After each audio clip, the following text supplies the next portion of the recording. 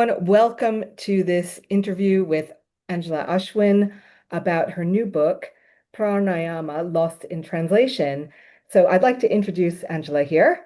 She's holding up her book, and she is a yoga teacher and a teacher trainer. She grew up in Germany and then came over here to the UK. She's a diploma course tutor for the British Wheel of Yoga, and she owns the Gift of India Yoga School. She holds a degree in theology and a GCSE in Sanskrit and lives in Devon.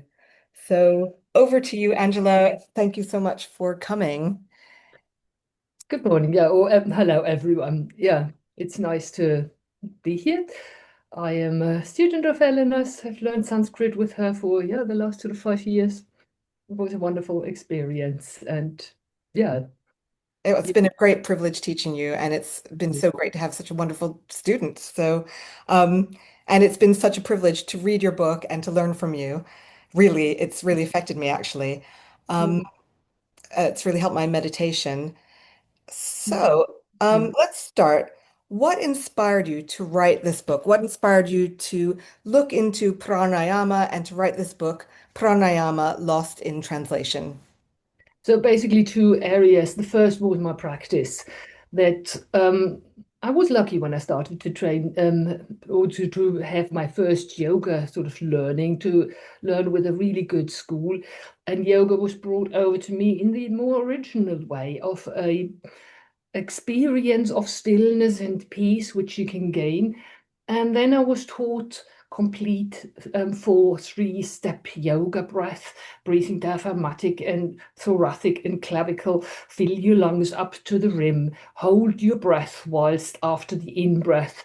And being taught all about the respiratory benefits and the lung capacity increase, and that all didn't feel right. A lot of these practices we have done, the blowing up as well as others, I just felt that doesn't bring me into that what yoga experience really is. So I did, from the moment on, then I started to train as a yoga teacher, which was starting 1992 really. I was fascinated by all the old scriptures. I certainly had to read the translations, but I found that more and more when I read this, that isn't right, particularly the pranayama.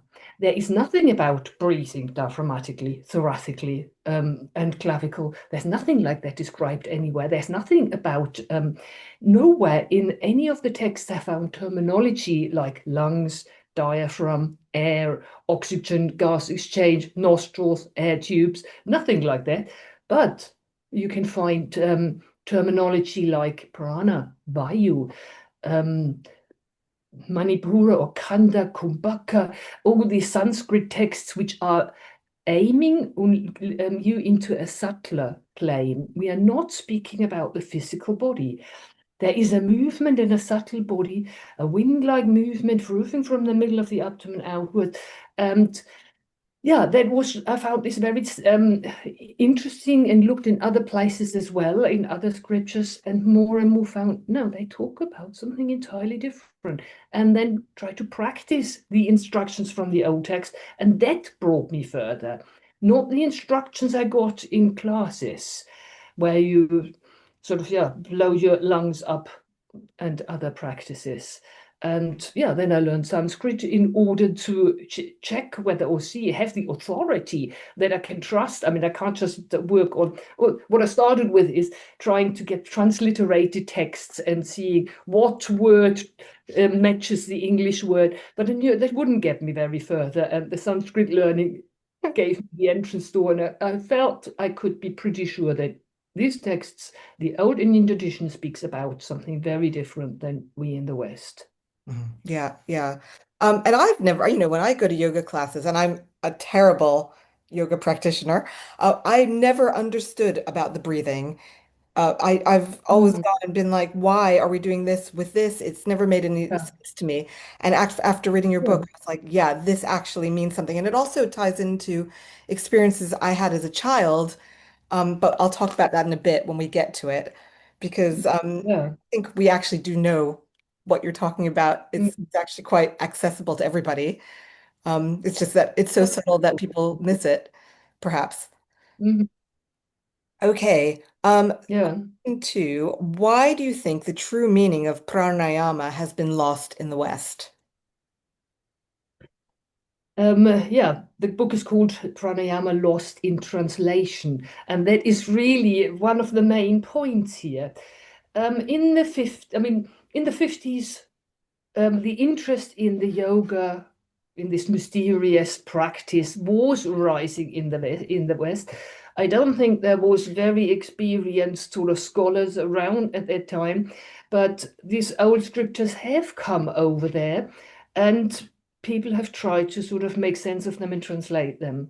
So our Western idea is basically when we think about what is a human being is an anatomical body. Full stop. That's it.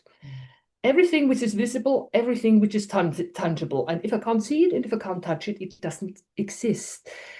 That is a sort of very much around general thought. So if there is now some culture who talk about the movement of aliveness in a subtle, invisible, intangible plane, that doesn't make sense at all.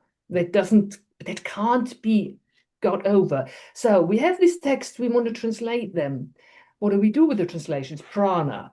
Okay, what is prana? Prana is breath. Oh, yeah, air breathing in into the lungs and out. Nadi, what is nadi? Um, some subtle channels, some subtle things in the body. We look at the anatomical body. Oh, nerves, that's what they are. We look at pranayama.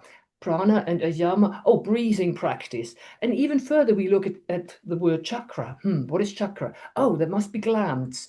And that was sort of transferred and really translated as this. I found that basically all the pranayama inscriptions which use either vayu or synonyms or prana are translated with the word breath. Mm. And it isn't.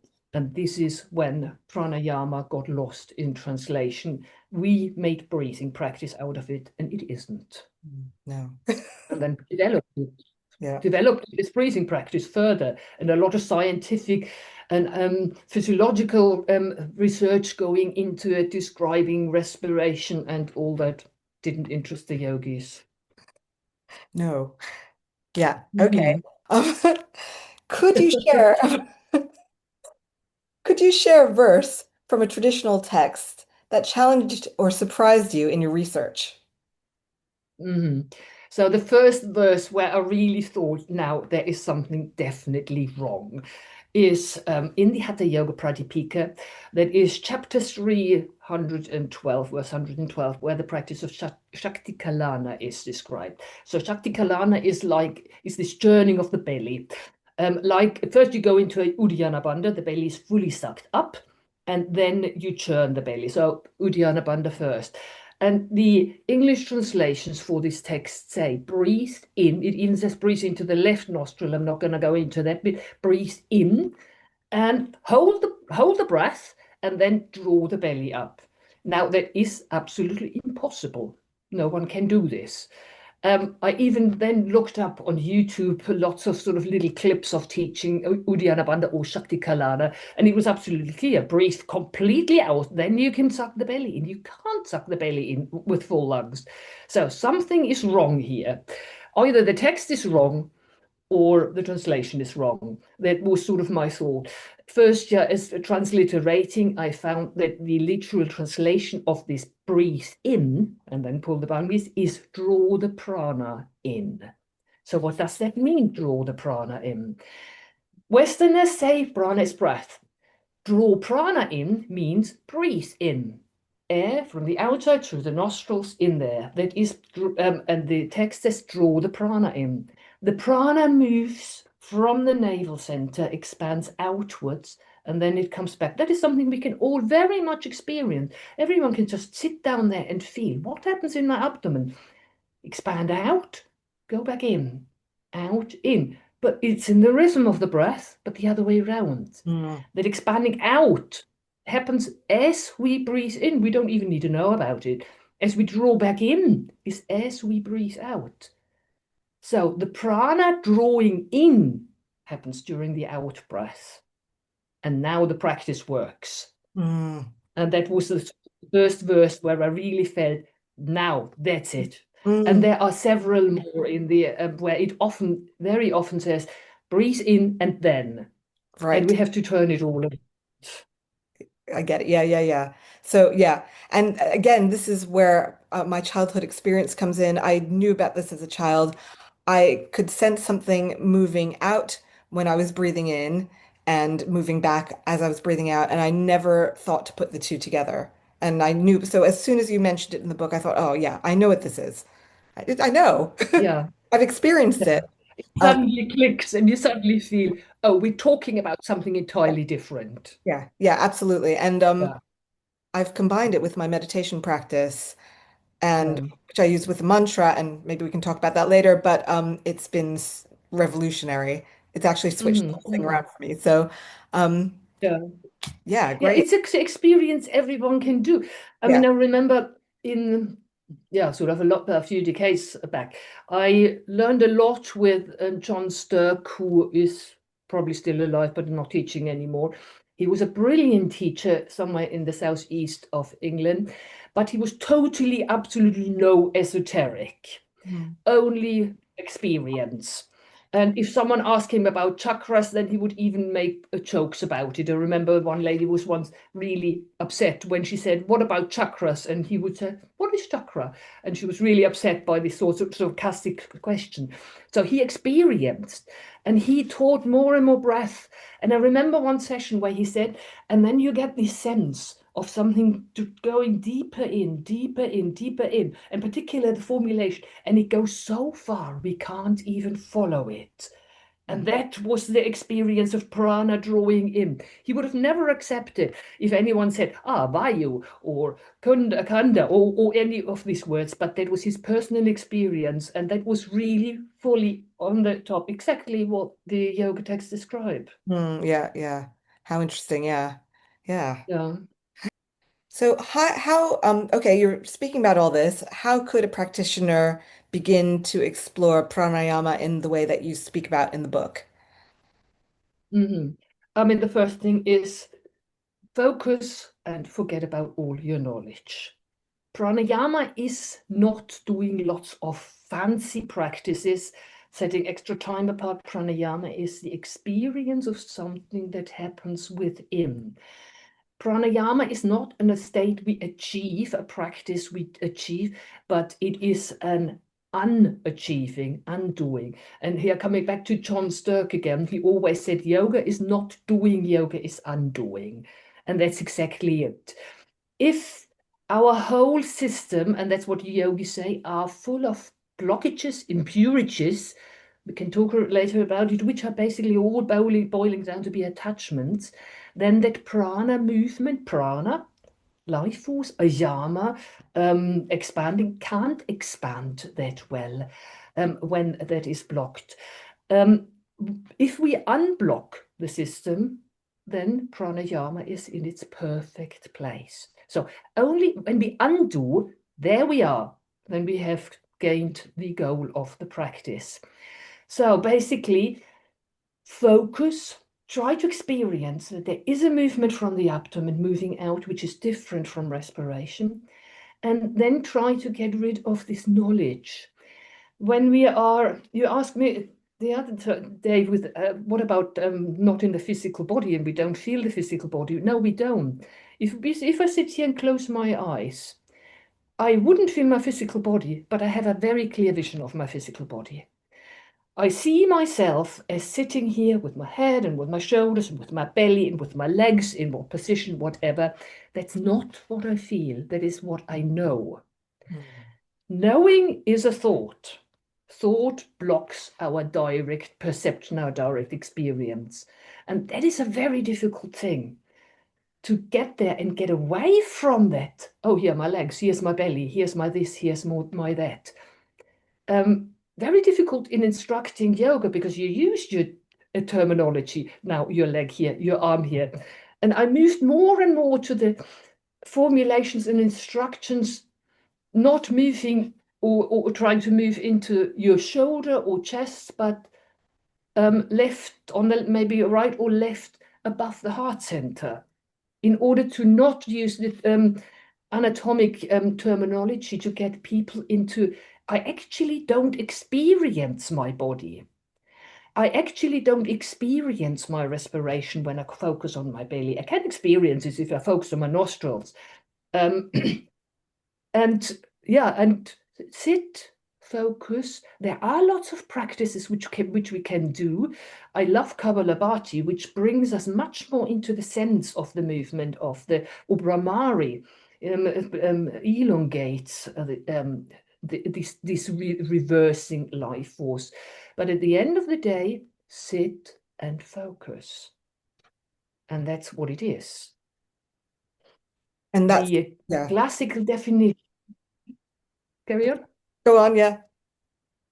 I mean, the classical definition, or the definition of pranayama in the Hatha Yoga Pradipika as well as in Patanjali is pranayama is not this practice and this practice and this practice and this, but pranayama is a threefold process. An expanding of the vayu of the vayu is the move of the prana from the navel center out, the returning or the filling back in, and that still pause afterwards. That is what pranayama is. Pranayama is not close your nostril, do this and that. It's that movement. And when we practice pranayama, it's not to achieve something, but to make this movement complete, to Yeah. unblock. Yeah. Yeah. And yes, and again, that's what I found so helpful in meditation. And it works so well with it. And Yeah. just sitting with it. That's all. And yeah. Yeah. And recognizing more and more, it doesn't go as well as it should. Mm, I mm, am somehow, and it's my ego entity somehow, I am somehow interfering. I am not allowing that natural movement of aliveness to expand through my whole body. And that realization needs to be definitely there. And then we can see how to undo it. mm. And I imagine it's different for everybody. I would imagine it's always the question, do we experience the world the same? But as more I felt, as more as I taught yoga, as more I feel, I always try to formulate my sensations. Mm, And then people are usually sort of saying, yeah, exactly, that's what I feel. mm, mm, That's more and more I found. Um, yeah, because it is, you can't use language in yoga. It is an experience. mm, But if you try to formulate it and find that people sort of come, oh yeah, exactly, that's it. mm. Mhm. So would you say then, when you're teaching it, that there is a definite system that's more universal? So I just said before, oh, it's, everyone's different, but perhaps not. Perhaps there is a systematic way of clearing the impurities that applies to Yeah, everybody. pranayama, definitely. Mm. Our impurities are different, but Yes. I think our prana is the Mm, same. It's within us. Prana comes within us at the moment life starts, and when it leaves, we are dead. That is totally universal. But the blocking that is in this lovely verse in the Hatha Yoga Pradipika 2:3, where it says, the pranic body is full of impurities. That's Hatha Yoga Pradipika 2:3. Um, there, therefore, how could there siddhis occur? How could Unmani, which is the enlightened state, occur? So, and then the verse 2 later, 2:6 says, therefore practice pranayama daily in the sattvic state of mind to clear the impurities. mm, So the whole inner system, that's the pranic body. This is not the physical body and toxins, what people often talk about it. The pranic body is full of impurities. They block the move. The move, I assume, this via movement, outwards and inwards, could be probably in every person exactly the same. The kind of impurities, they would be different. mm, And the impurities are coming, they are blockednesses. It says mala kulasa. Mala is an obstacle, and kulasa is this clinging. And you feel it literally. You feel something clings, holds. I don't let go. I don't allow it to happen. This is all boiling down at the end of the day to attachments. mm. So some people have, yeah, people have different attachments. I Yeah. find in yoga particular sort of, they go in two directions. There are those people who have the attachment, the active ones, I want to achieve. And then there are the other ones with the aversion. Oh my God, no. But so they are different. Mm. But they, when the impurities, when the attachments have been moved, and the method is the pranayama, then everything will be the same, I would Mm. assume. Yeah, yeah, yeah. How interesting. Yeah. Great. Mm. Okay, next question. Is there a difference between breath work and pranayama? How can practitioners tell the difference? Mhm. That's a very good question. Both of them move in the same direction. Breathwork moves an element, pranayama moves an element. The element breath is moving is air from out to in. The element pranayama is moving is prana, life, that life force, that what makes us alive. So different elements move. The breathwork moves the element from the outside to the inside and back out again. And pranayama moves entirely within.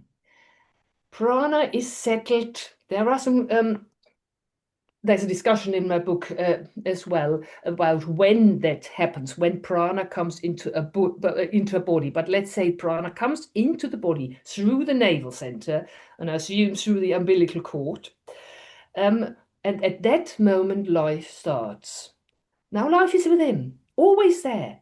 We have not too much, we have not too little. It is always there. And there is one event when that life disappears again, and this is death. And the whole time in life, it's there, sits in the navel center. And from there, it moves now.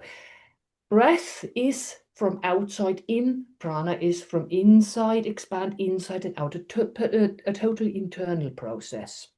So you have probably had this in yoga classes as well, when people ask you to breathe in prana, fill your lungs with prana, recharge yourself, breathe harder to get more prana into yourself.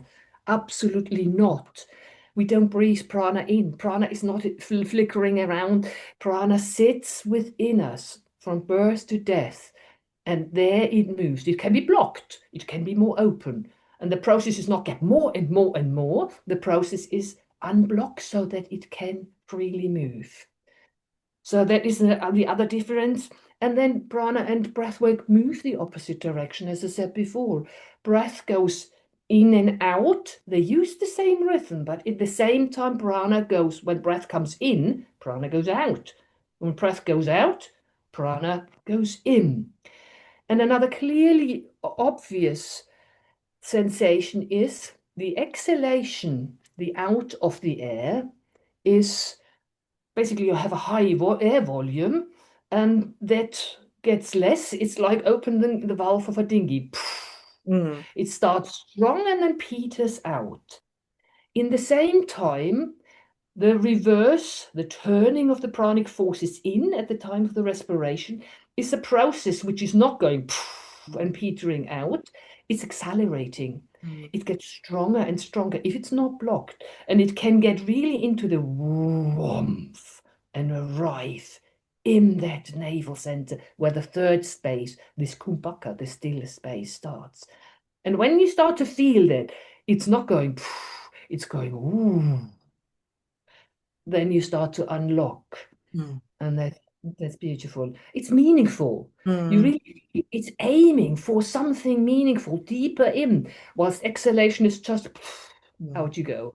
Yeah, absolutely. And that's my experience. Mhm. Can I ask you, actually, this wasn't one of our pre-decided questions, but can I ask you, in terms of prana, then, surely, though, you can eat food that decreases your prana or increases your prana. I mean, if you're eating bad food, that's not helpful. If you're eating good food, good fresh food, sattvic food, it is helpful for prana, or is it just helping your gunas? Is it just helping sattva guna in your body? And I've got this There completely. is, yeah, there is a big question here. That was exactly what the first person who wrote a book about pranayama, Andres van Lisbeth, that's what he stated. Prana is taken in from outside through breath, through food, and can go through skin as well. Um, I'm not perfectly sure whether that is an element of prana. If it is a prana, it's not the individual, not the vaya movement. The Hatha Yogic book, generally it's often a distinction between the individual prana and the Mahaprana.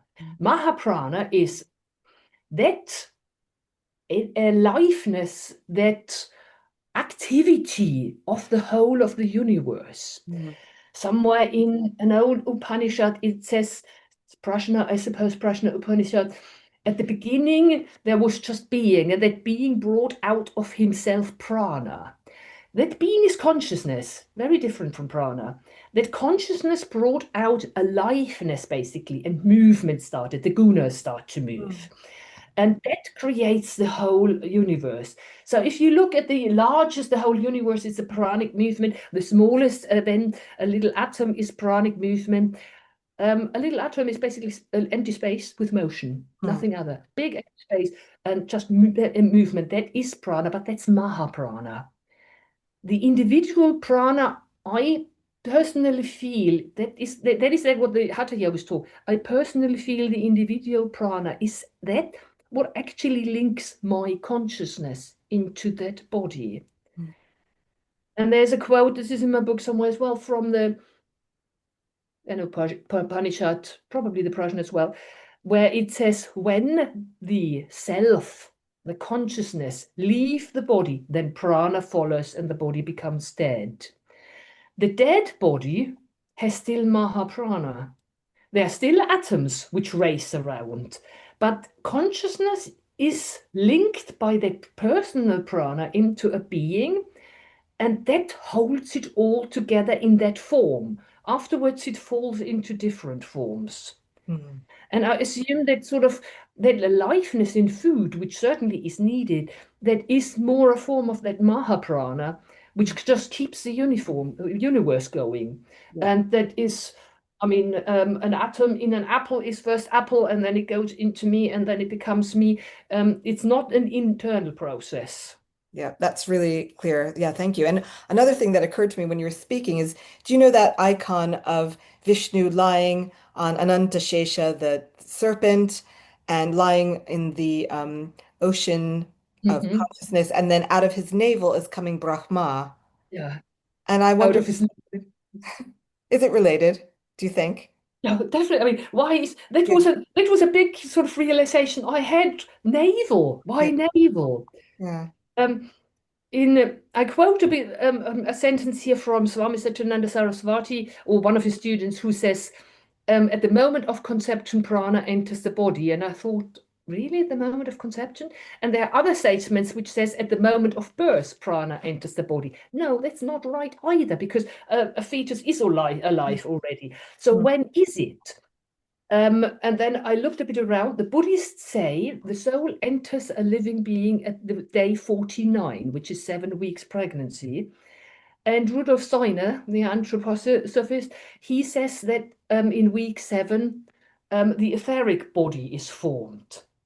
And then I looked it up and found that the umbilical cord is formed from week 3, but at week 7, it connects between the placenta and the navel center. And why is the navel here? And the navel center's right behind. We still have the marquee of the navel. It goes, here is the prana coming in. And I suppose from that moment, the 7 weeks of pregnancy, when that links, and now it's there and it stays there. And when that goes, then we're dead again. yeah. How interesting. Yeah. Really Yeah. fascinating. Yeah, Mhm. And that is the Vishnu out of the navel. yeah, That's where the life sits, yeah. comes in, goes out. So interesting. Yeah.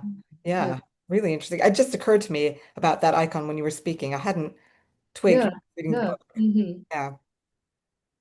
Okay. This is a personal question. Is there any relationship between mantra and pranayama? So this is my mantra meditation practice. I have, since reading your book, I've been using pranayama, the observation of the outward and inward movement of prana, and also the quiet space, the quiet bit, as a kind of platform for my mantra japa in my mind. Mhm. So is it, I Yeah. mean, So yeah, there is definitely a very strong connection, but there are also differences. I mean, the first connection basically is that it's all happening. The exhalation, the turning in of the prana, and the mantra happens at the same time, in the same rhythm. yes, That rhythm where it in out of breath, in out of mantra, the mantra moves yes, in that same rhythm. that's my experience. Yeah. Pranayama Ah, is prana, moves, expands the aliveness through the body. Mantra is a movement of a sound wave hmm, through the body, and that is making them slightly different. They're both moves um, the mantra moves through the physicality as well, but through the pranic body. They both purify the pranic body in the same way. But mantra is creating a wave hmm, that is measurable, a sound wave, and a sound wave that goes then through the whole body and helps to purify that. Pranayama is only an internal process. Mantra is an external process as well. The sound waves move through our own body, but also to another body. So if I am a mantra healer, I can sit next to someone, chant, and the effect affects the other person.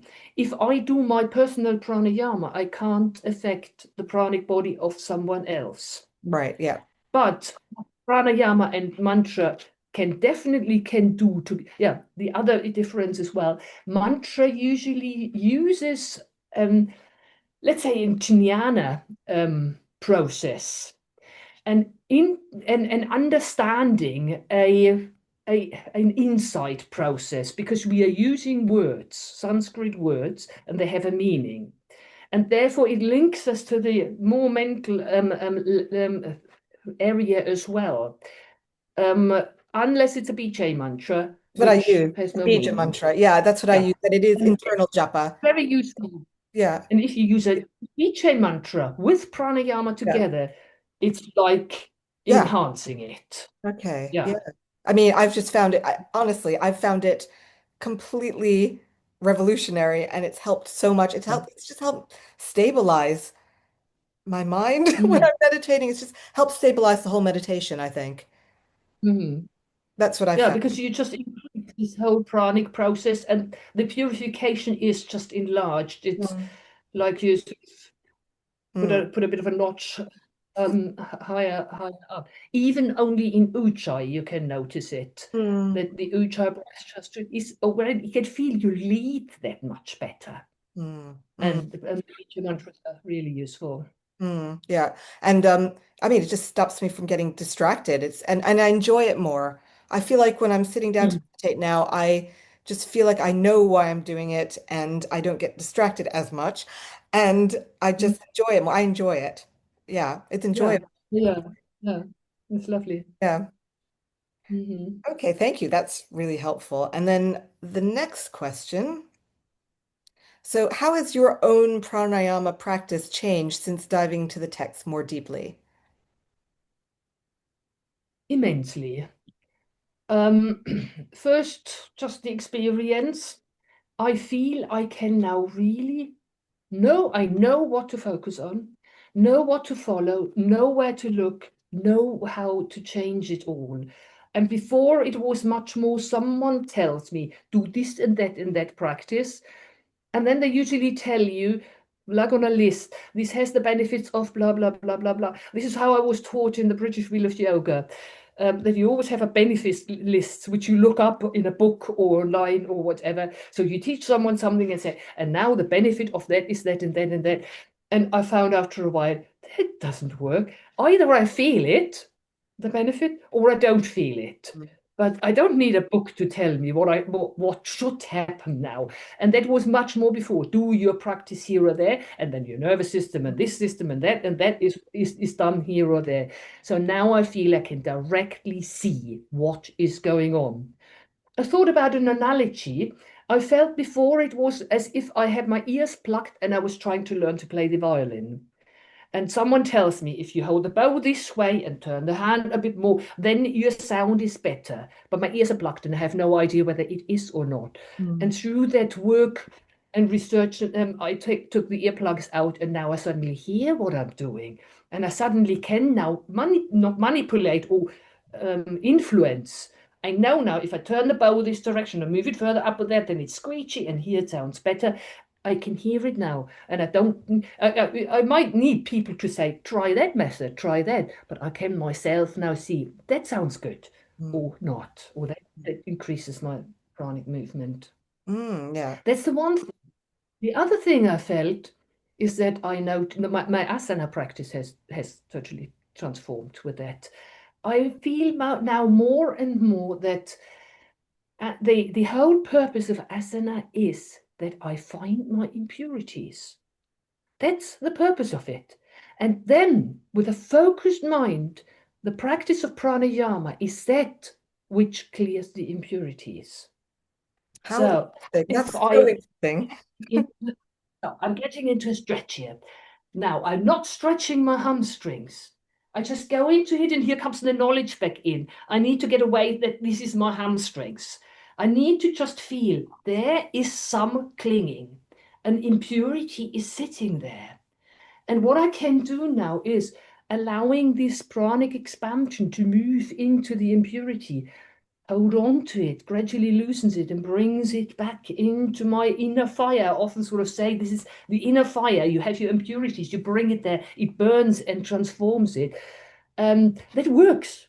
Mm. One of my students recently said to me, we did a practice in the lecture, and then she suddenly said, "Oh, that really works. You can literally pull this tension out of your body with this reversing life force."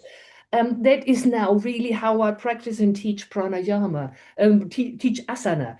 That asana is just to show you. If I'm sitting here like this, I don't know that I have a blockage in my hamstring region. Mm. The asana shows me.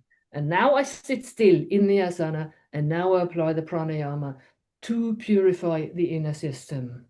Well, that's amazing. And it's like an internal Vedic sacrifice.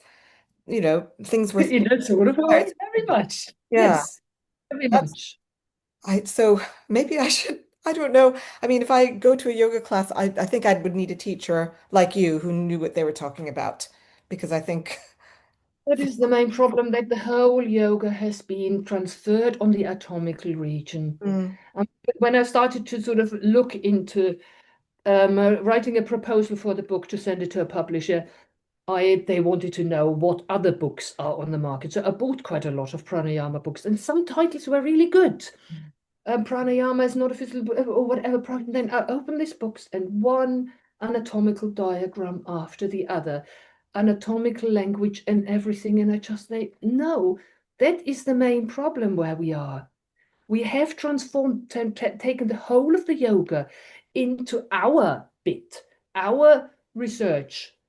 We are good at anatomy. Fantastic. That helps us to be incredible good on curing illnesses. But the yogis have another approach, and we need to take that serious. Yeah. And in fact, the only diagram really that you have in there is of the five koshas, of Hmm. the human figure. From what I remember, Yeah. the There is diagram largely, there is a diagram of the muscular body, but to show that this is not where we yes. work. Yeah, exactly. Yeah. Yeah. How interesting. Yeah. Mm. Okay. What has been the most transformative or surprising part of your journey with pranayama? That was the realization how incredible flat and narrow Western understanding is.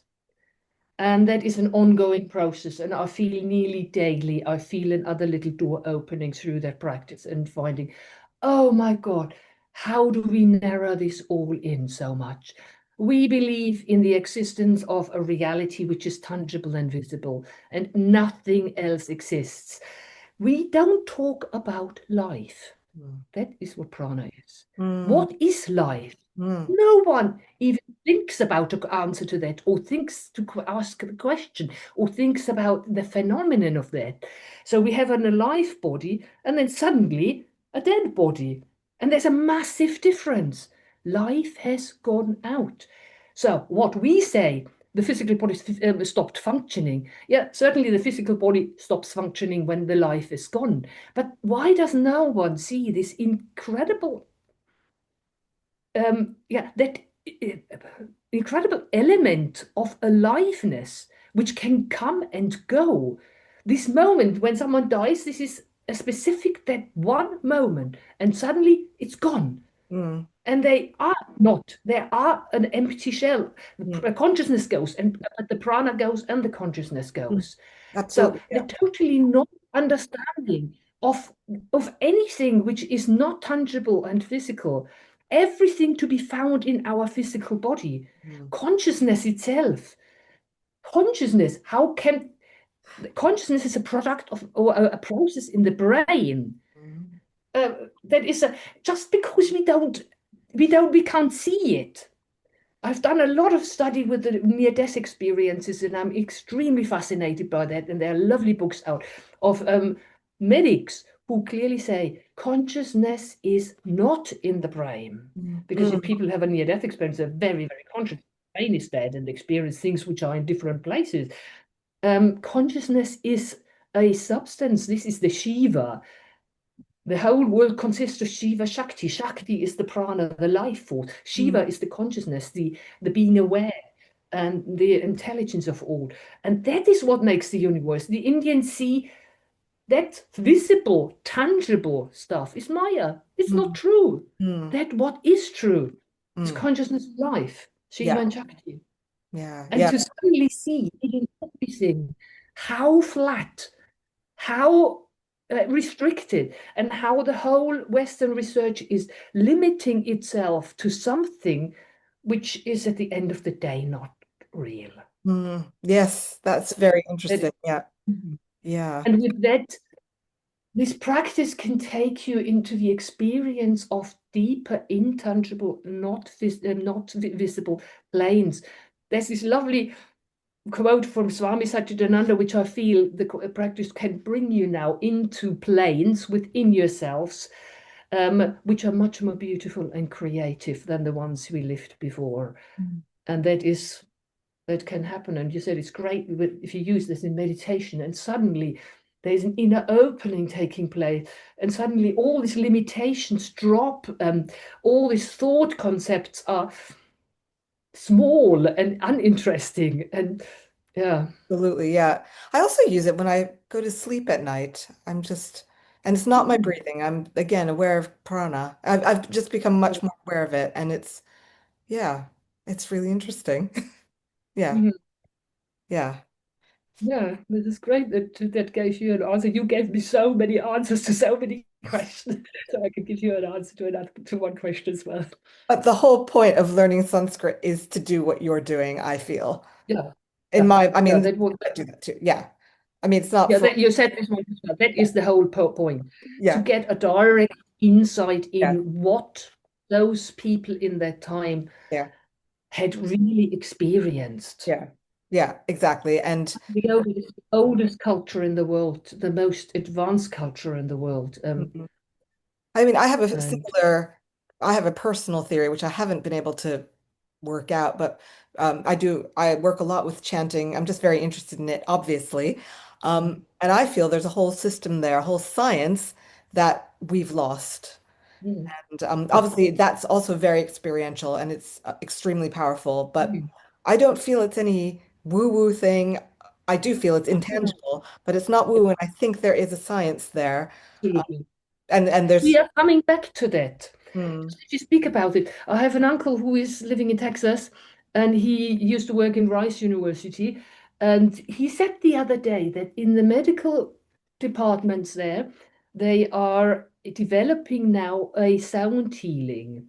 And they do it on a totally scientific form. And it is so powerful. He suggested it to my sister, whose husband has got very advanced cancer, and saying they would say that that can work on that.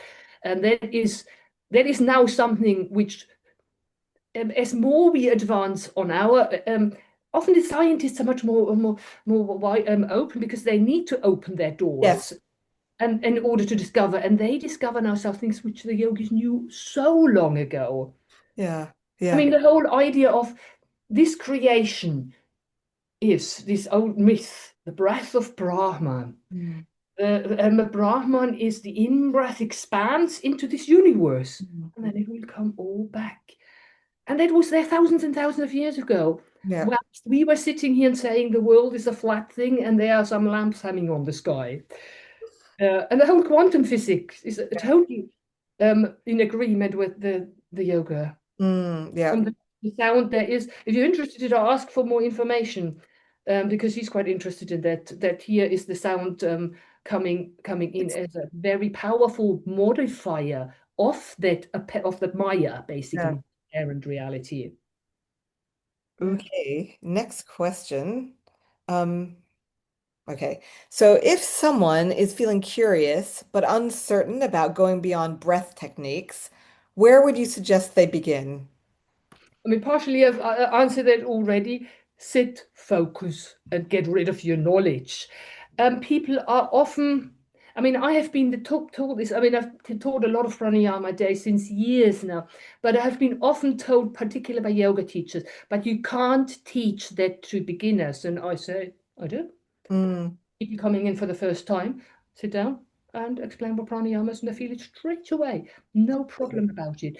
It's not that they don't understand it, it's not that complex because you feel it. You as a just need to child, feel it out. I knew what it Absolutely. was. Yeah. And Yeah. the other question is the big prohibitions caution thing. Yeah. If you are breathing in and hold your breath for Yeah. half a minute, you can cause damage. I mean, this was another thing just to distract a bit, which I felt very early on in my yoga teacher training. Something is wrong. There is a yoga practice, Antara Kumbhaka. You breathe in and hold your breath. And there is such a big list of cautions and prohibitions for it. Yeah, why should a yoga practice be dangerous? Yoga practices are not dangerous. No.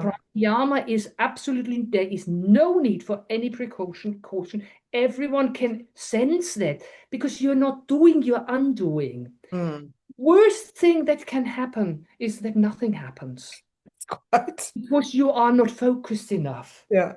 But nothing can go wrong. Everyone can do it all the time. Some people might not have the focus to go into it and find it terribly boring, but some people reach it. And then, in particular, once you link it to asana, and you see, wow, I do this a lot with people.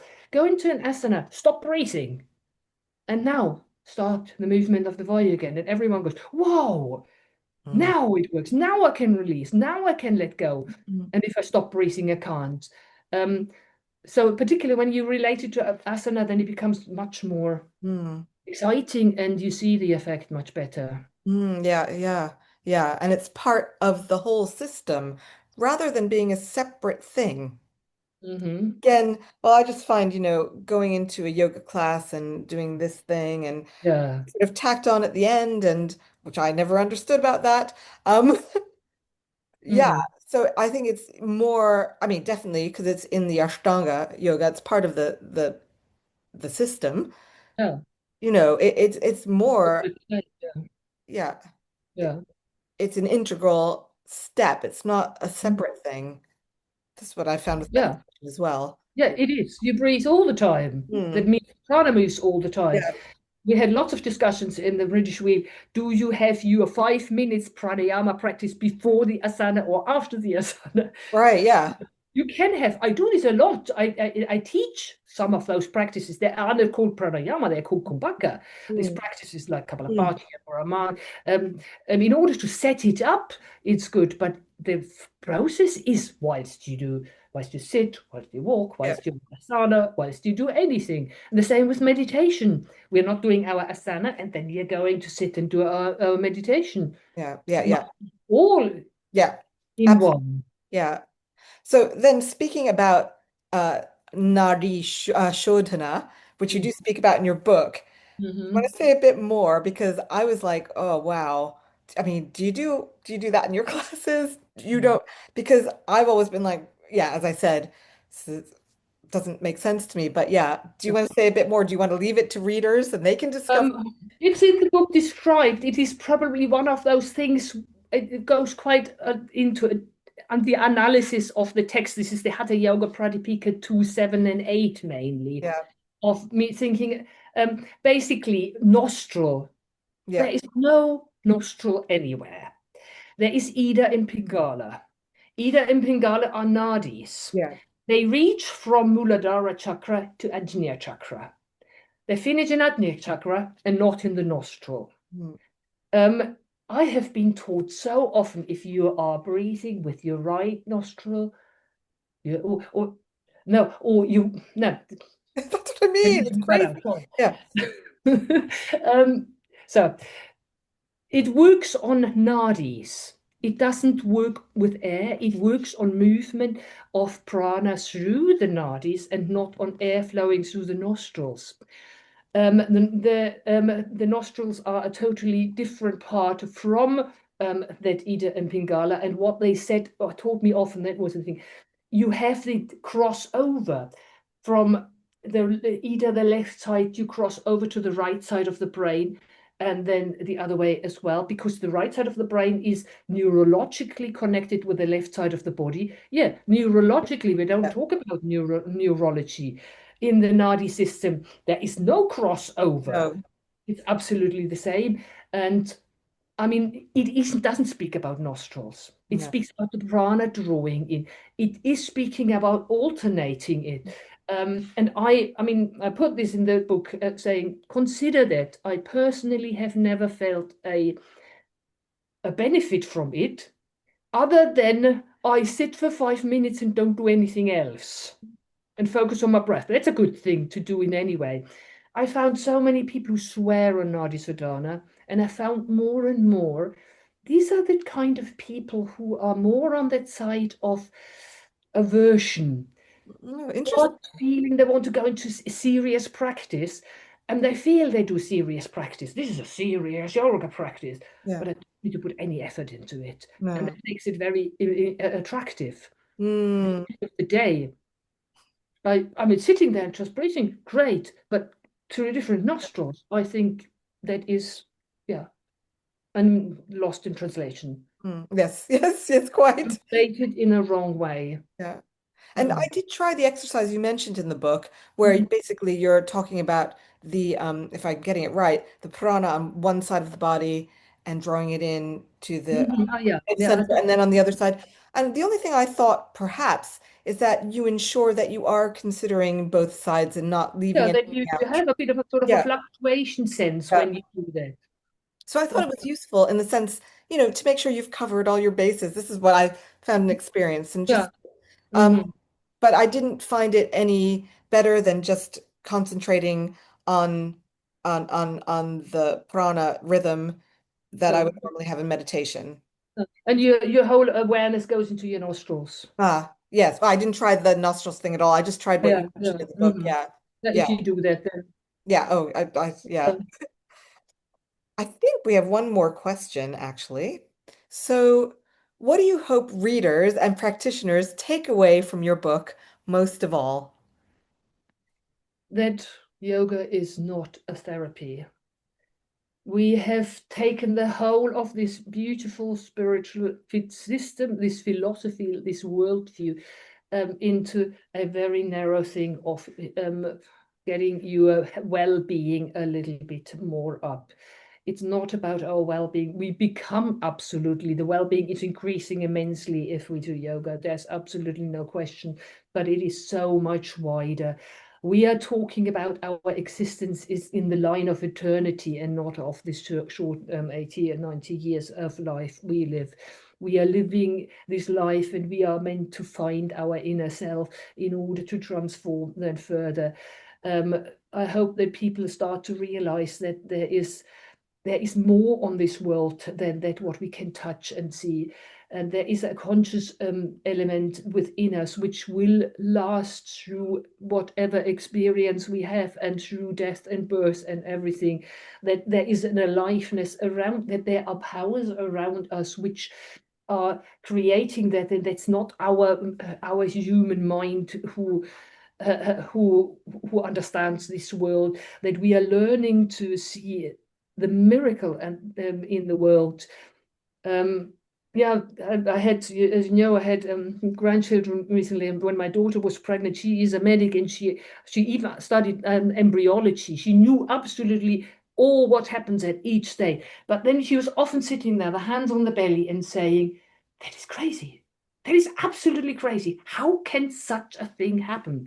And now having a living being there, where's the life coming from? Where's consciousness coming from?